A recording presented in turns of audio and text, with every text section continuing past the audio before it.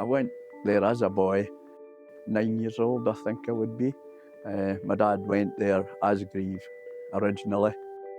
I got the job as Grieve at Papple. I was always just wanting to be on a farm.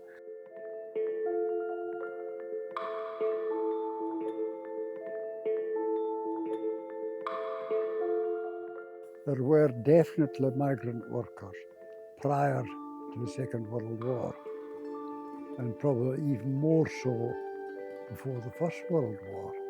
I've seen a lot of changes over that time, continued movement after the First War, with reduction in the sizes of the estates.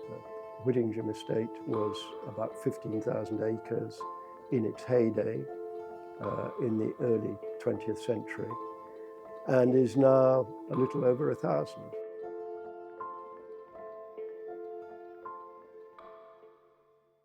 Before that, people had strips of land, rigs that were called. So if you look at farm maps of the 18th century, you'll see that the land is divided into very small fields, and people changed these rigs on a fairly regular basis, so that you got a good bit of land one year, you might get not such a good bit of land the next year.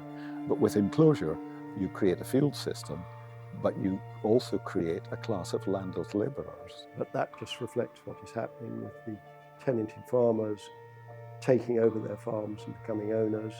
The farming units often becoming larger, but becoming farming units rather than estate units. And the cottages, which used to be occupied by all the farm workers, are now occupied by commuters and people who have their own independent businesses. But a lot of these people by then would be landless labourers, so they're working for an employer. So it creates a class of quite large-scale farming. And this continues in that farms are getting bigger and the number of people employed in them is reducing.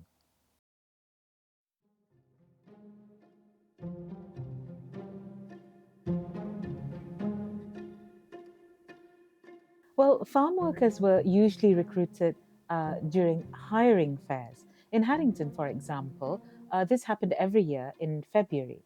And Haddington, like many other towns in Scotland, is called a market town. And so what would happen is these workers would negotiate with the agents perhaps a 6 to 12-month contract. And some of them would be carrying badges to show off their skills, whether it's as a dairymaid, whether it's as a ploughman, whether it's just as a domestic worker even. Well, it was term days, as they called them, which was the 28th of May and the 28th of November. And they had to go to the fair to see if they could get a job.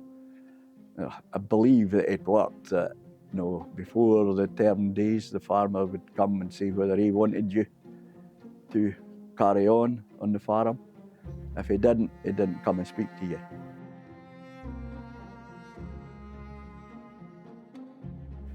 It's more likely to be Irish Highlanders who are coming, but there would be some Scottish Highlanders coming.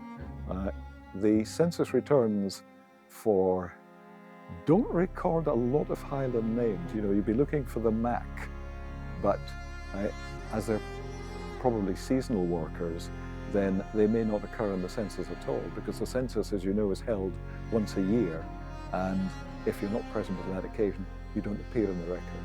So a lot of these transient, these seasonal workers, whether from the Highlands or from Ireland, they simply don't appear in the record for that reason.